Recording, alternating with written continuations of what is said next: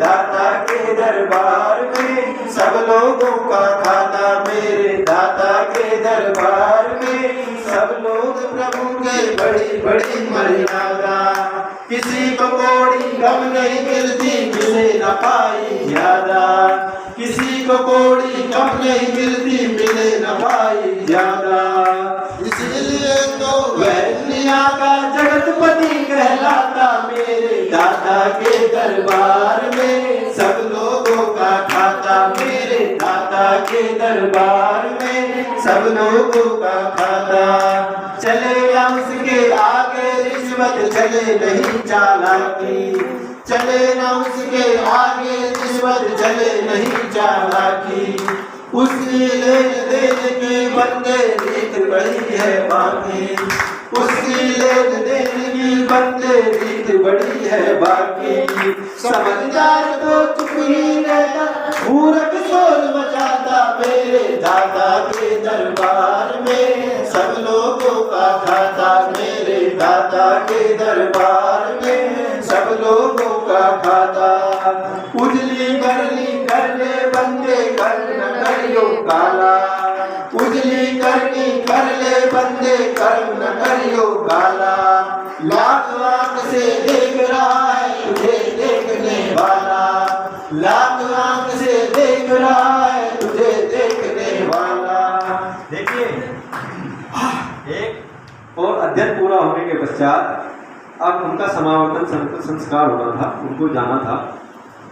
तो गुरुदेव ने कहा कि भाई आज तुम्हारी शिक्षा पूरी हो गई है, एक अंतिम शिक्षा आपको देनी है और ये योग्यता देखनी है कि आपका निर्धारण कैसे किया जाए कि आपकी क्या योग्यता मतलब हो गई, इस विषय में आपकी पारंगत हो गई है। तो यह व्यवस्था देखने के लिए उन्होंने दो जनों को एक कबूतर देकर के भेजा कि भाई मतलब दोनों को दो अलग अलग कबूतर दिया और कहा कि भाई जाओ और इस कबूतर को ले जाओ और ऐसे स्थान पर ले जाकर के मार दो जहां पर वह आपको कोई नहीं देख रहा। तो दोनों चले गए। जाने के बाद जो पहले वाला था वो जा करके उसने देखा एक बड़े घने जंगल में जा करके इधर उधर देख करके चारों तरफ देख करके और देखा अच्छा इधर उधर कोई नहीं देख रहा मुझे, और उसने लिया और कबूतर की गर्दन पकड़ ली और वह अपना जो है घंटे एक में अपना वापस आ गया। अब दूसरा जो व्यक्ति है, दूसरा जो शिष्य था, वो सुबह हो गई, दोपहर हो गई, शाम तक वो आई ना।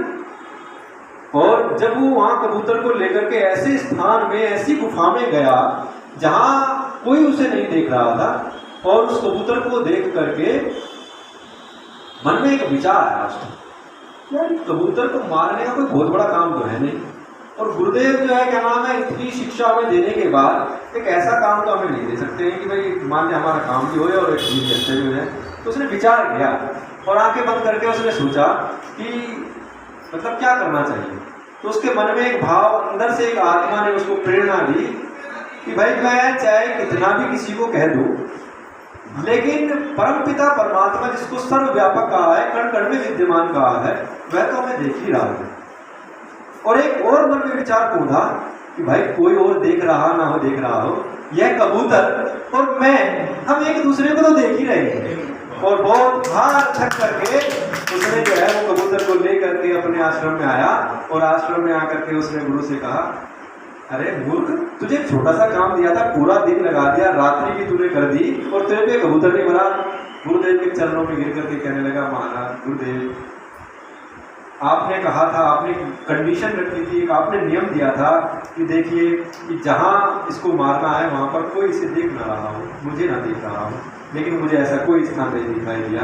पहले तो मुझे परमपिता परमात्मा ही देख रहा, और दूसरा ये कबूतर मुझे देख रहा था, मैं कबूतर को देख रहा था, तो इसलिए ऐसा कोई स्थान नहीं है। तो ऐसी जो है ना कोई व्यवस्था नहीं। बंदे कर्म न करियो काला, लाख आंख से देख रहा है तुझे देखने वाला, लाख आंख से देख रहा है तुझे देखने वाला। उसकी तेज नजर से बंदे कोई नहीं बच पाता मेरे दाता के दरबार में। सब लोगों का खाता मेरे दाता के दरबार में, सब लोगों का खाता। जो कोई जैसी करनी करता वैसा ही फल पाता मेरे दाता के दरबार में सब लोगों का खाता, मेरे दाता के दरबार में सब लोगों का खाता।